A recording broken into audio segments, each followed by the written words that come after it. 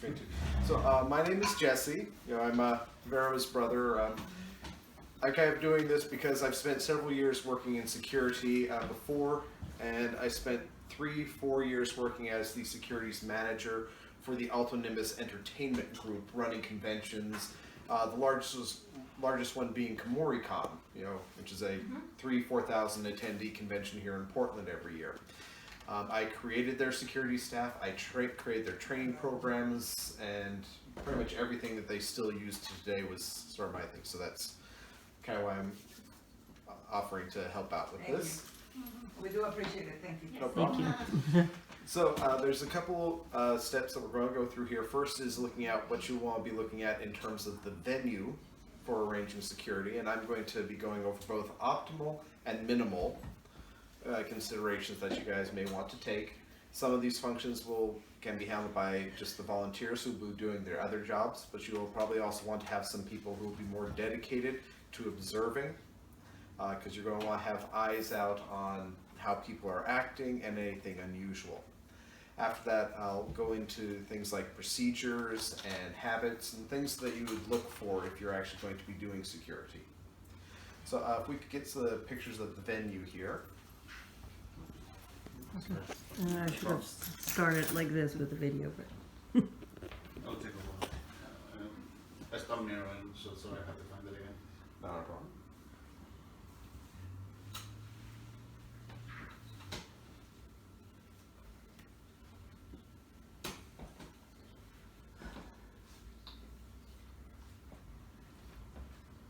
Now, when we were taking a look at the entrance, you mentioned that there's going to be the bag check out front, which that is very good. That's definitely something that you want to be doing at any event like this, particularly if you're going to have rules about things like, no outside drink, no outside food, weapons, drugs, anything like that. You definitely want to be having a bag check right at the beginning. And you want to have that advertised before people actually get to the table, that there is going to be a bag check. So if you have like a sign or something, that can help. If you're going to have people taking bags in, if there's something which they can't take in that they have a bottle of water or something which they can't take in, you want to also have a method of checking it for them. It's like a double tag system where they can leave it with you, with the tag, it can be put somewhere secure, they take a tag with them, and then come back for it later. That can be really helpful for occasions when people have forgotten that they have something. It does require you to have a secure location where you can store things that other people will not be able to access and steal it. For festival this way, do you recommend like not accepting water or something like that? Or what is the reason why we wouldn't accept water? Well, because there's plenty of things that can look like water. Vodka, gin, drugs, and also glass bottles are generally not something you want someone bringing in from outside, because if someone starts getting aggressive, a bottle can be a weapon very easily. So generally for events which I have run is no outside liquids, even water. You can bring in an empty bottle and fill it up inside at a water fountain, but no outside liquid is allowed, and no glass. Nothing that could be utilized as a weapon by someone. Generally, when I work events, we don't allow any sort of like colored bandanas. If you have a bandana, that also has to be checked at the door. Generally because those are gang colors, and even if someone doesn't realize it, you have a couple of different gangs in there, sometimes violence can ensue for no other reasons. If they don't have a bandana, oftentimes people wouldn't even recognize it. So it's a pretty simple thing. Just have a little box where they can deposit them, pick them up at the end. Whether it's an innocent bandana, like someone using it to tie up their hair, or if it's someone who is actually affiliated with something loosely, whatever. Just leave it at the door. This is not where you take that sort of stuff. You don't want it to be. With the bag check, it's always good to have, if you're going to have more than one person, it sounded like you were planning on having 2 tables, have them both able to access the other person's area. So don't have a table in between the 2 people so that one person would have to go around the table to get to the other. That way, if one person needs assistance, such as if you have a woman needing to have her stuff examined, and you have a man at the table, she doesn't want the man looking at her stuff, you can have a female attendant check it without having to go around the table, go around the door, or anything which might cause any sort of interference in that. I have a question on Yeah. bag check that's bugging me. So the little me just goes and is checking a bag, and I see a gun. What do I do? The rules that you would have to have in place ahead of time, you would want to establish, things like no weapons, no liquids, no outside drugs, and all that sort of stuff. If there is a weapon that you see in a bag, just advise them, I'm sorry, we have a policy, no weapons, please return it to your vehicle, or you can check it here. Although with a weapon, I would generally say, please take it to your vehicle so it's not your responsibility. Yeah. Yeah, Okay. I wouldn't leave any Once- weapons in our area. No. Yeah. Once you have checked it, once you've taken it to your vehicle, you're welcome to come back and check in without it and have your bag checked once more to be sure it's not there. Yeah. What if they insist that they have a concealed weapons permit and it's their right to come in? Concealed What's our weapons- legal answer or legal If you're recourse? the renter of the space, you have a legal right to define who and what enters that space. It is effectively private property for the purpose of that event. You have the right to define what goes in and out of that space. Even if someone has a concealed permit, you still have the legal right to say what is entering and what is not.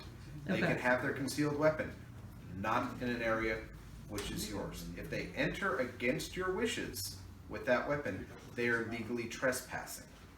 And that can have the authorities brought in order to alleviate the situation. Okay, so if we got somebody arguing with us and saying, I have a permit, I can take it in, and we can say, we're sorry, this is a private function, we reserve the right to not allow weapons, and should they try to enter anyways, then we would be okay calling 911 and saying, we have somebody trying to enter a private function with a gun Correct. against our wishes. As a private space, it is legally trespassing if you have denied entry to someone for whatever reason, including the use of a weapon or carrying of a weapon, and they have still entered against those wishes. Okay. Yes. Is it prudent to have a system of who would call 911 if it's needed? Because Yes. probably the person that it's right there discussing this with the person that's getting agitated is not going to be the one that has time to actually call 911. We have to have some kind of system so we know what's happening. Right. I was actually going to go over stuff like that a little later on when I was going to discuss procedures. Okay. All right. So, we're getting back to where I was mentally. Back check, Bag access. checks. Yep. All right. So, in addition to bag checks, you would also want to take a look for anyone wearing unusually baggy clothing. If they are wearing like a jacket, you could also ask them to hold open the jacket and turn around. Just be sure they're not concealing anything under that jacket. Something that can very easily happen with long coats. There's often a consideration of pat downs, but there's a lot of problems with trying to do pat downs on people. It's not something a lot of people are comfortable with. Wands can be expensive and hard to rent, so it's generally going to be eyeballing. If someone has something baggy, ask them to just hold it out so you can make sure if there's nothing under it, and just eyeball for any unusual shapes or bulges. In your experience, how likely is it that they will try to pass something? What can we expect from general public? Well, that is the good news, is that most of the time, you never have any problems. Working events every week, we have one event a year. Working at these big conventions, maybe one big event over the course of 4 days. Okay. But the important thing is that preparation helps keep large things from becoming large. You can already know how to deal with it and prevent them from ever happening. The most common thing is to find those multi-tools, right? That is very always common, carries yes. multi-tools. Multi-tools, small pocket knives, Swiss Army knives, very, very common. Also, mace is very common with women. Now that one can be a little bit touchy, because that's often seen as self-defense and they want to have it going to and from a vehicle. That might be one where you might be willing to have that checked and secured somewhere. It's not a lethal weapon, but it is something that can help them feel secure getting to and from your location from their vehicles. And again, that could just be something like you have a secure box or something where they can place it with a tag and you can put it in a secure location. And then they can get it back at the end of the night. Tasers, though, I would not allow in under the same precedent. Those I would leave in the car because they are more aggressive and less self-defense. Is there a problem with checking bags? We were thinking about doing like a stick, so you can like not touch the belongings, but kind of move things around. Is that correct? You would want to eyeball them or use an object to search because you don't know what is in there. You don't, not just in terms of private property, but you never know if there might be broken glass. You never know if there might be someone's medication in there. You might not know if there's someone who has an allergy and you've just touched it with something they're allergic to. So having an object can be very useful for helping to prevent any sort of problems or complaints from individuals. Something soft, a dowel or something just from the craft store will be enough. They want to just move everything around, just take a look in and around and under. And I keep little makeup bags in my bag with different stuff, and they always make me take those out and open them as well, which I don't mind. Yep. You don't appreciate that, hey? No, I get it. Yeah, and I think it's important to reassure the person if they get a little touchy. It's for your security, for everybody's security. Which I'll tell a little anecdote. When I was working in event security, we had an individual coming in to check on his daughter. He was very upset. We told him that he could not enter without going through all the standard securities. We had to empty out his pockets, we had to examine everything, we had to give him the full pat down before he could go in and get his daughter and come out. He was fuming. By the time he came out though, he stopped, turned around and said, I know that I was very angry, but I feel a lot better knowing the security that my daughter is protected by being here. So Yeah. it was frustrating for him, but he appreciated it. He understood that this protected him, this protected his daughter going through these steps. That's a really good So. point. Now, at the entrance, you're talking about having the tickets inside and having one way of entry. Any rules should actually be posted at the entrance. Just like any sort of event or contract, you want people to have the chance to read what they're agreeing to by entry. So, the no, buying only the inside drinks, the no weapons, no horseplay, whatever rules you guys want to go by, I would have it on a large poster, big writing, right at the entrance so people have a chance to see it and read it before they ever get to that ticket counter. That way, once they're up there, did you read the sign? Yes. Any questions? No. Great. Ticket. It'll save you a lot of time, it'll save them a lot of time, and you'll have the legal coverage of having had everyone agree to the conditions that you guys set. Now, I hate to say it, but legalities are something which is very important to consider in this, because if you don't have that coverage, someone can say pretty much anything. And if you don't have something to defend yourself with, So we should take pictures of the entrance once we set it up. Mhm. Just in case. I would- Yeah, I would post the take pictures picture. and video of everything beforehand. And also afterwards. That way, if any questions come up about anything after the event, you have photographic evidence of that as well. You'd be quite surprised how often that might come up. Which, excuse me. I would also recommend everyone have a little notepad and a pencil. That way, if there is anything that you need to note, you can write it down. Quick sentence. 9:25, had person escorted out as drunk. Late 30s, wearing such and such t-shirt. That way, if a person ever says that he was escorted out for undue cause, you have something written saying he was being drunk. You're protected. It can be a lot better to have that written down, and it only takes about 10 seconds to do it rather than trying to remember it and having nothing to back you up later on if someone files a complaint. Again, this is not something that's likely to happen.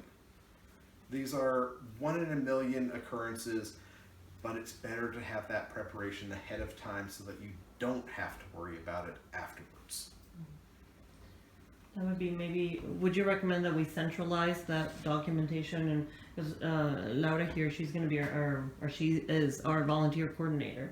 That should anything like that occur, volunteers need to come and tell you, and you keep a centralized record of anything that might have happened. Yeah, but if they have, like he suggests, everybody Yeah. to have a notepad, she writes it right there and then gives the notepad. Right. Just More to effective centralize it. than having to search for her and let her know when she writes it. It could be an impossible if we have a lot of people there. So I think it's wiser to have something to write with everybody.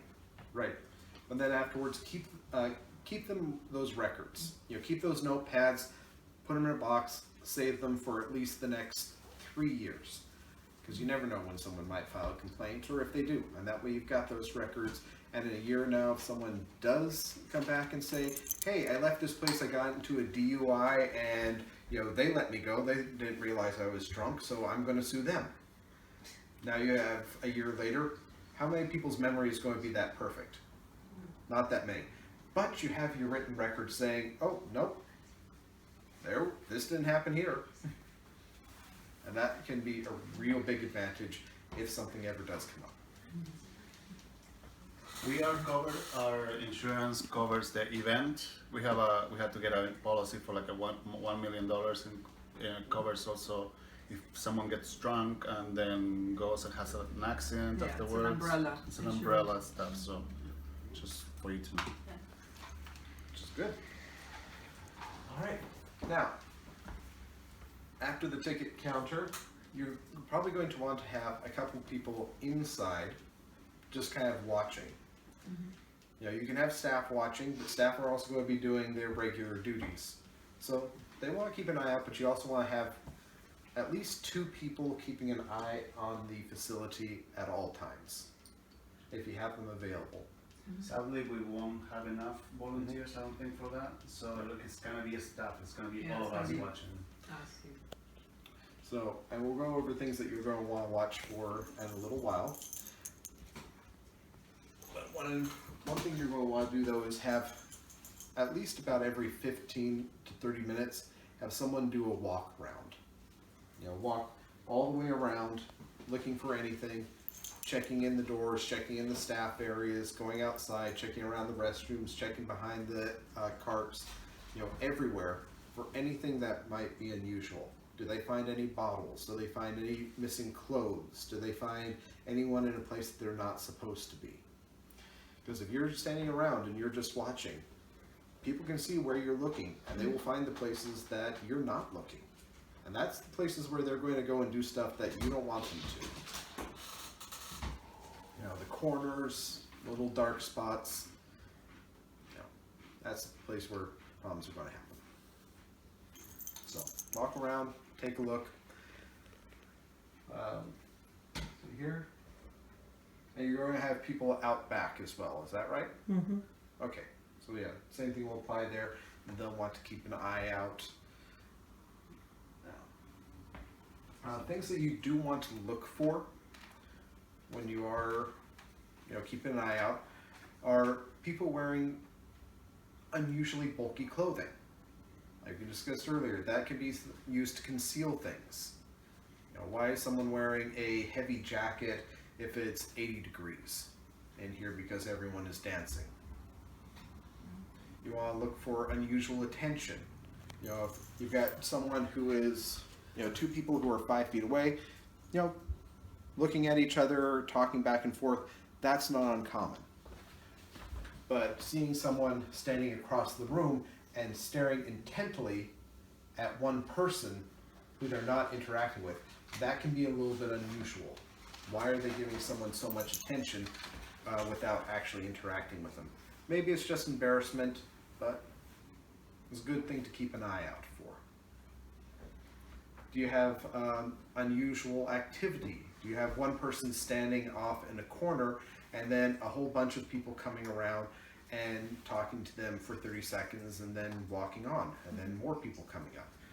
Well, that's also somewhat unusual. Why is this person not having, more long-term conversation? Why are so many people intent on coming over and having short conversations with someone? It's not normal, not normally the activity that you see. That could be someone is, passing out something. That could be someone has like a drug that they're giving.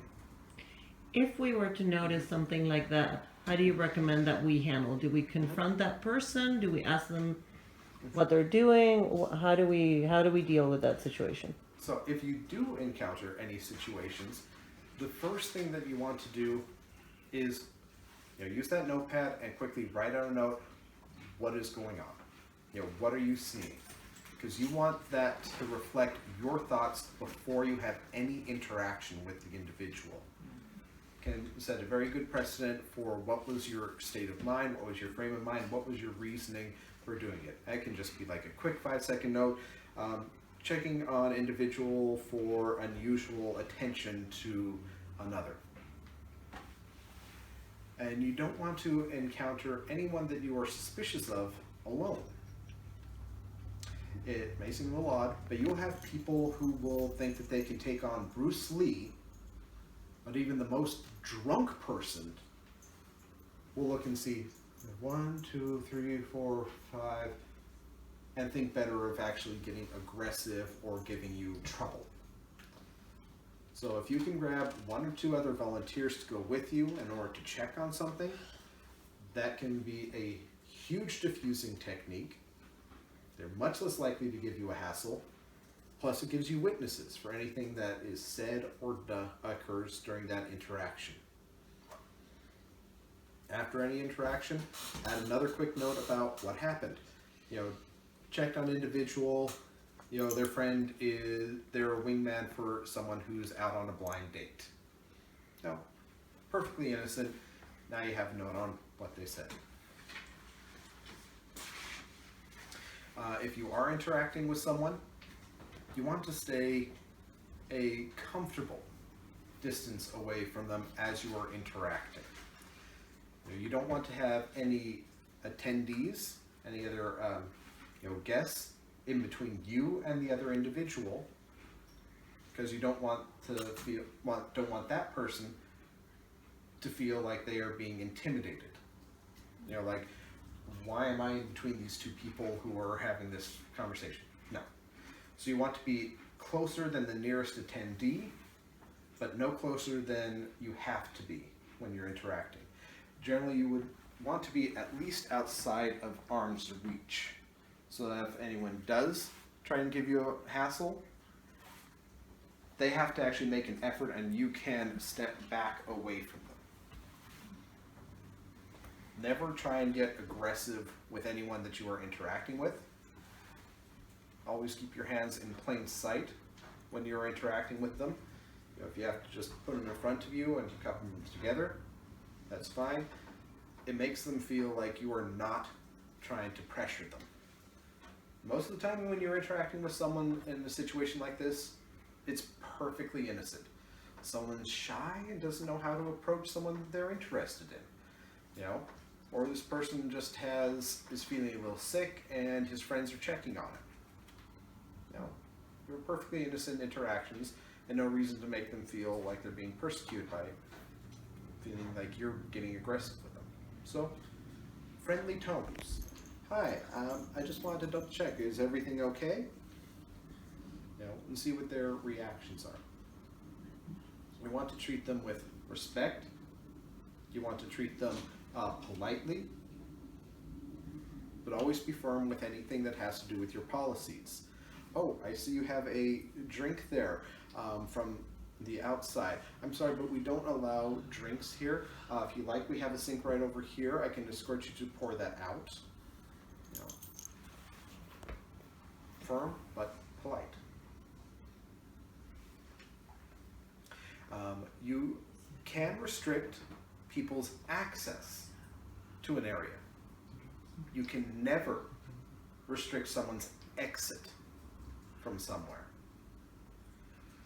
You cannot say, you know, if you think that someone has done something wrong, you cannot tell them, no, you're staying here until the police arrive, or something like that. Or if you think someone is sick and they want to leave, you can't say, no, you're staying until the paramedics arrive. Any attempt to stop someone from feeling that they have the right to leave at any time is actually considered a legal search and seizure. It is tantamount to kidnapping. It is a very serious offense. So, Drunk already. all right. So the question: what if someone is acting drunk? Are you referring to before they enter, or when you interact with them inside? If they come to the door of the venue If for whatever reason they are in violation of your rules, if they show up drunk, you don't have to allow access to anyone. As with any other business, this is a private venue. You have the right to refuse service to anyone. If they're being aggressive, if they're being drunk, if they're being offensive, you can say, sorry, you're not allowed in. But don't start fighting with them. Just Right. gonna be polite, still be polite, firm. Yep. You can stand in front of the door and say, I'm sorry, you don't get to go in. And if someone gets drunk in the event, then we're able to ask them to leave because of that reason. If they have done anything at any time which you feel requires you to ask them to leave, you can politely ask them, I'm sorry, sir, we're going to have to ask you to leave. I'll be happy to escort you to the door and collect anything that you have left here. If they refuse, then since you have, as a representative, asked them to depart, and they refuse, then that is legally trespassed, and you can call the authorities to have them removed. Is being drunk, even if they're not aggressive or anything, but they're just being like loud and obnoxious because they're really drunk, is that reason enough for us to ask them to leave? That is always a personal call based on the venue. Some places say, you can have fun. Bars, for instance, you can have people who are loud and drunk, and that's the way they like it. Other places, that is unacceptable. It's going to be up to your determination of what is going to be allowable and what will not be allowable, and that is something that you will want to put at the front. Like no drunken disorderly. I think Something like it that. is especially important because we are going to be a community and a family event. That if we see something like that, we gently and kindly ask them if they can leave, because we don't want it to become an issue, or we don't want it to be, we want it to be safe for the kids also. And we are in our right to do it. You are in your right to do so. Private venue, you have the right to ask anyone to leave at any time. We've talked about alcohol and saying no outside alcohol, but what if somebody wants to smoke in the event? Do you want to allow that, or smoke any kind of stuff? We need to talk to Lee about that, because I don't think they will allow it. Then we would need to put that in our Yeah. rules. Yep. So maybe on Tuesday we'll just get together and do our list of rules and what do we want to have? No smoking. No smoking, Yeah. no No. outside alcohol, People no, doesn't no smoke smoking, no any vaping? place. Exactly. Smoking, no That's vaping, what no it's in the drugs. cards also. no drugs. it should be already safe. It is also good to have like a list of phone numbers for taxi companies or for the local Yeah. mass transit, for if you do have to ask someone to leave, they may not have a ride immediately. Well, you can order them a taxi in order to expedite their departure. Particularly if they're drunk, you may not want them to leave if they're going to be driving. So ordering them a taxi, they can still pay for it, but ordering them a taxi can be a big saver and shows you as being responsible. And all you need to do is to have phone numbers available.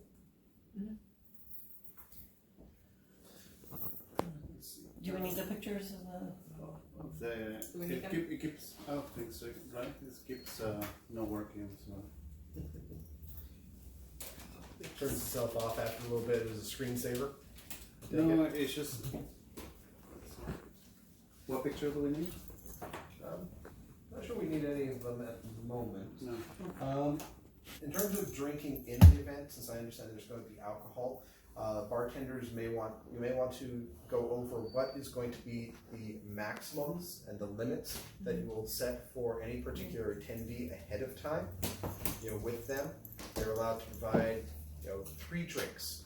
They're allowed to provide 5 drinks. They're allowed to provide 1 drink, so that they know right off the bat how much they can provide to any given customer in terms of alcohol. They do their own alcohol business, Okay, so they're going to do their own. they should Okay. have their own procedure. Then I would also discuss that with them on, what are your event limits? Does the event want to have a limit on how much that can be done? Are they willing to agree to that? Yeah. I don't know if you're gonna touch this or not, but just in case, if an emergency were to occur, so for example, I've done an event in this place before and I have no idea how to open this gate. Something maybe that some of us should learn. Yeah. And also, should we have like escape route? Besides the venue, I'm sure the venue has one, but we should be aware what to do. Yes, I would know at least 1 or 2 escape routes besides the main entry, just in case, whether it's violence, whether it's fire, and also, if there's like a medical emergency, you need to know where you can get emergency vehicles in and out of the location. Do you need an ambulance? Where can you get the ambulance to in order to provide medical care? Where can you get a fire truck to in case there is a fire in order to take care of that? So doing a walkthrough, finding out how to get access to the doors, streets, addresses, all that sort of stuff is a good thing to do ahead of time. Now, When you and I talked, you mentioned something that we needed to keep in mind about the windows. let's see. Trying to remember what that was. That was a few weeks ago. I know. There's been a I'm sorry. lot on my mind. I remember that there was something you asked me what the windows were like. That's Oh. the windows. Yes, were the windows, like slide up? How did the windows open? Were they something which would be obscured where someone could try and get into the event through the window? Looking at this layout though, the windows are fairly visible, so you shouldn't have any concerns with them. Yeah, and outside it's just a plain sidewalk with the windows. So there is nothing, no bushes, no, that kind of thing. Or things where they can climb up. Now going back to emergencies, if there is an emergency, the important things to consider are, you have to take care of yourselves before you can take care of anyone else. So, no getting in the way of danger. Someone's getting a call. Just try and get people out of the way of danger if need be. If someone's having a medical crisis, try and get 1 or 2 people around the person in order to keep people back. Yeah, the good thing is that we are actually paying for an event manager from the facility. And this is a venue where usually they have all these things going on. So they're on top of that. Good. I mean, we just need to check to make sure that they're on top of that, but I don't have a doubt that they already have a plan in place. If there is something going on, because, it's their venue. So that would also be a good thing to check with them. In case of a medical emergency, what is your venue's plan? How can we complement it so that, you don't have your volunteers and their staff kind of running into each other Right. in terms of, medical emergencies, Getting fire out there, emergencies, or anything like that. Random question. Yes. Is it common for an event like this to let call the non-emergency police number, let them know that the event is happening, so they can be aware and maybe check once in a while? Yeah, that is not at all uncommon. And you can do the non-emergency number, you can email the police department and say, hey, we're having an event, it's going to be at this location at this time, we're expecting this many attendees. We would welcome a drive-by every now and then just to double check. And that way also, if you guys do need to call for any sort of emergencies or for any sort of assistance, they already are aware of the event that's going on. It's a dark gray car. It's blocking the neighbor It's what? One neighbor. Or I'm blocking behind you. neighbors. I'm behind you. What brand was What about the pits? What is your opinion about About should what kind of family with pets in the Oh, event? pets. That one's really going to come down to the decision of the venue and Okay. yourselves. One thing to remember, if you're going to have a lot of people inside being very active, are pets going to get underfoot? Are there people who are going to have Yeah. pet allergies? Yeah. I would know. So maybe service animals only. We have one question floating there, if they can bring, if it's inside or outside, but I think once we tell them it's inside, they won't mix the dog, because it's Portland. If everybody brings the dog, it's chaos, it's not Maybe- park, yeah. you know, where they're gonna go. I told them service Yeah. dog, service dogs only. Service animals. Yeah. Service animals. Maybe we need to add that to our list of rules in the entrance. I would also suggest if you've got the event advertised, put the list of rules up on that advertisement beforehand. If it's like a Facebook page or a web advertisement, have a page where the rules are listed so people are aware of this ahead of time and don't bring their dog or their liquor or anything like that there, only to find out then, oh, I can't take it in. Whether if you have it up there and they bring it anyway, well, I didn't know. It was on the web page. Everyone had the opportunity to know it. It's no longer your responsibility. And in terms of encountering people, we'll just again, one last thing is never, ever put your hands on someone if you can help it.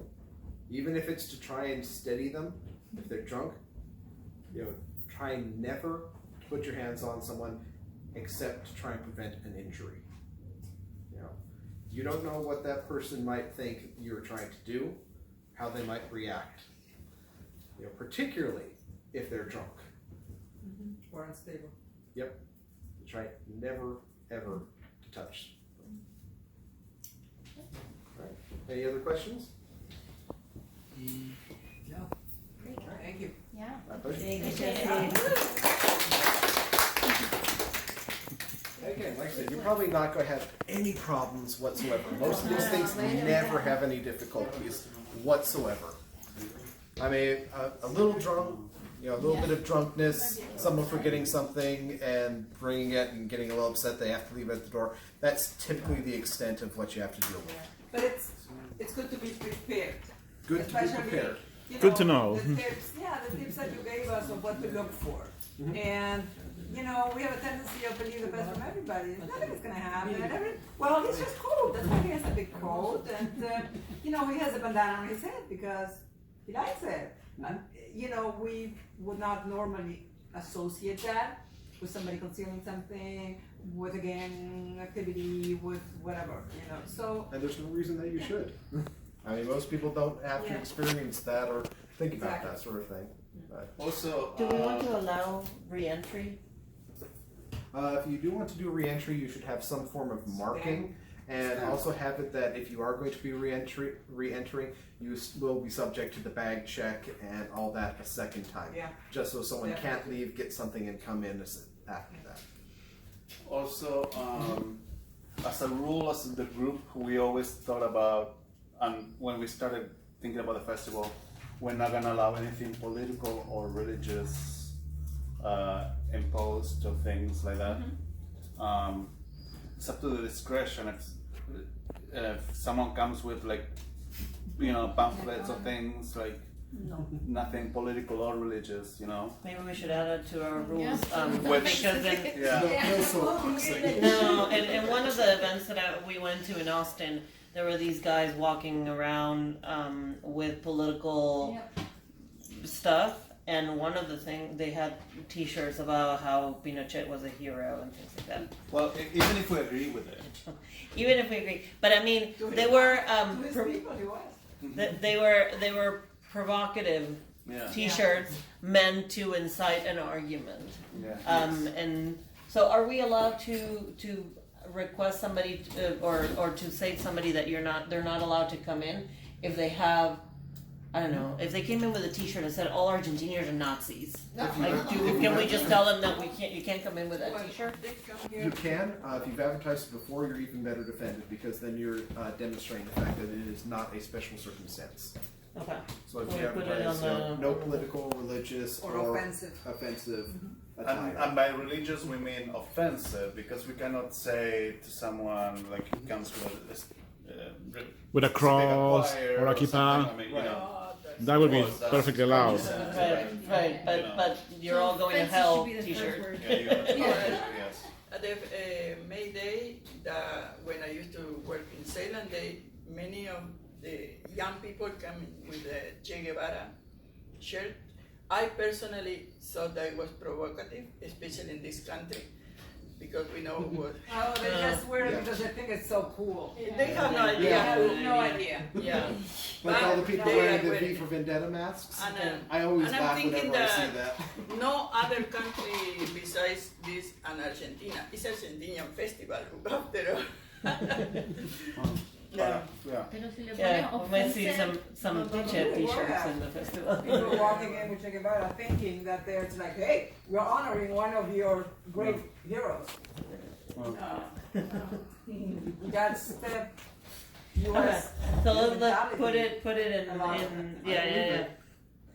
We'll put it on the list of rules. No political / religious / offensive. Offensive.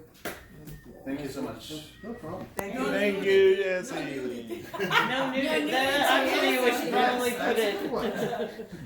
You'd be amazed. It's kind of 45 degrees, guys. That doesn't often stop people in No. Portland. It'll make security much easier. Yep. Nighttime at the sci-fi conventions got very disturbing. I can First tell you that. Argentinian Naturist Festival.